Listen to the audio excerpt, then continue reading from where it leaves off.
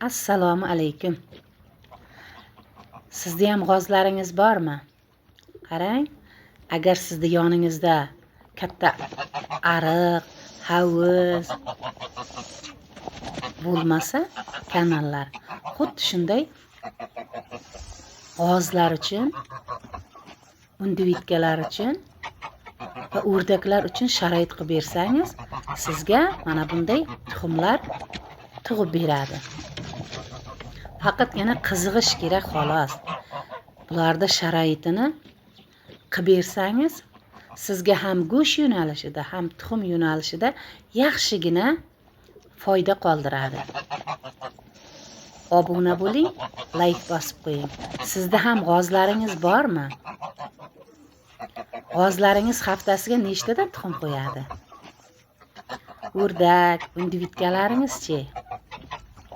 Kommentariyada fikringizni qoldirib keting. Ana, sizga tuxumlar.